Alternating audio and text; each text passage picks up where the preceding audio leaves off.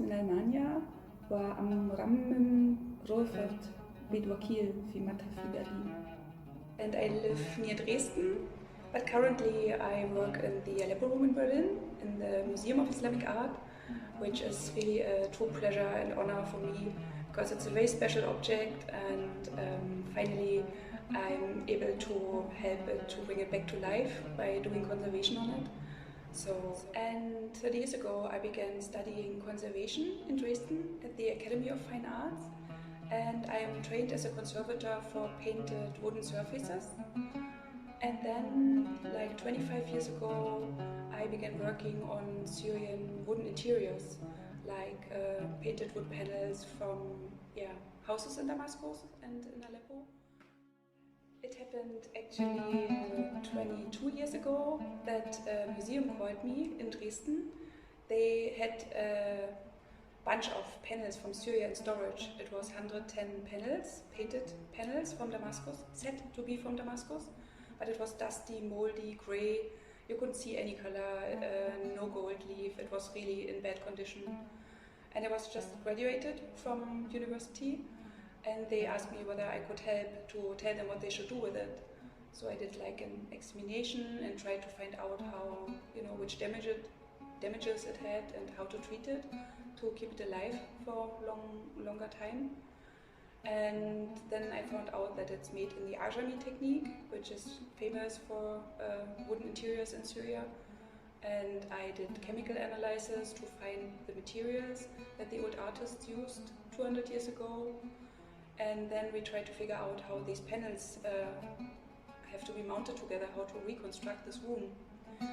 And then we decided to go to Damascus to check whether our ideas could be correct. So, and then we visited about 35 houses in the old city and could see these rooms, how they are installed in the original houses. I fell in love with the city, with all these friendly people. I love these houses very much. And since this moment, every travel I went there again for another 15 years. I went back and forth.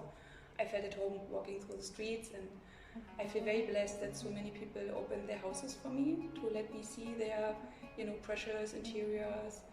I became a little bit famous for my passion, for my crazy passion for these Ajami panels. But to me they spoke in a way. I always, had a connection with the soul of the old masters and with these rooms, and I love the atmosphere. I love the hospitality that these rooms still, send out in a way. And then I found out that a lot of the knowledge about the old techniques was forgotten by time. And then I began researching about the historic painting techniques and couldn't stop it. So it became my PhD thesis or my PhD research topic. And then people always asked me whether I could provide the knowledge that I collected via 10 years in a way to make it available to the people, and then I decided to make a book about it. The name of the book is Damascene Ajami Rooms, Jewels of Interior Design, and it was published in 2013 by Archetype Publications in London. The painted wooden panels are 400 years old now, so which is quite a long time for such an object.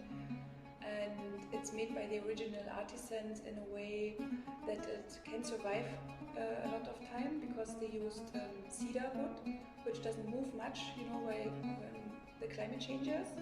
But still, after so many years, the wood always moves by time, and the connection between the paint layer and the wood just gets weak by time.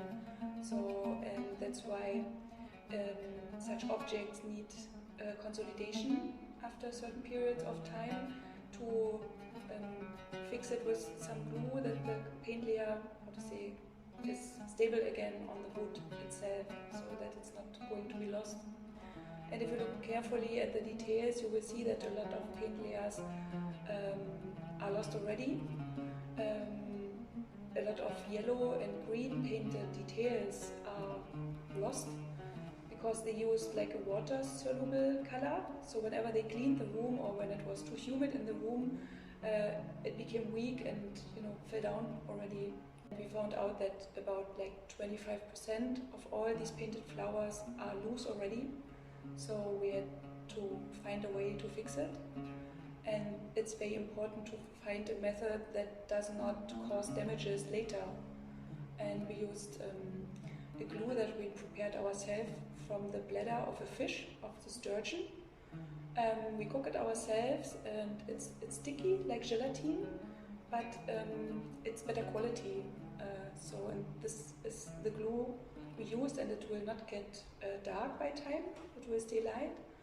And the first consolidation we did 15 years ago now.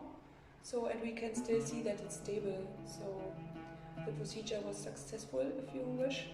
And this spring, finally, I began working on the painted surface itself, because the whole room is covered with a resin, with a varnish. It's like a protection layer. And this layer gets old by itself. It ages and becomes brittle and stiff and brown. So the colors get dark. And the entire surface is glossy, which was not supposed to be like this. The original intention was to have like a contrast between matte and a glossy surface, like glossy or shiny gold leaf and matte blue paint that is made from lapis lazuli, for example. It's very, very expensive. It's a round precious stone that they used as a blue pigment in this room. So you can see that the owner must have been extremely wealthy to pay alone for the material. And if you then look at all these fine details, he must have paid a fortune to commission this room. And after this cleaning process, when the colors get more brilliant again, there are a lot of tiny losses in these painted details. So I have a very tiny brush, like very, very tiny, with few hairs only, and fill in all these tiny losses so that all the shapes are, let's say, clear again, that lines are not broken any longer, that you can see the faces of the people again, that you can understand which flowers are painted. Or we need to make sure that all the additions that I do now are removable from later conservators' generations, because the most important thing is to keep the original alive. For me, it's very special to work here in the Aleppo room right now, because I never took the opportunity to travel to Aleppo during all the time I worked in Syria, because I worked in Damascus and I always thought I would have plenty of time to go there.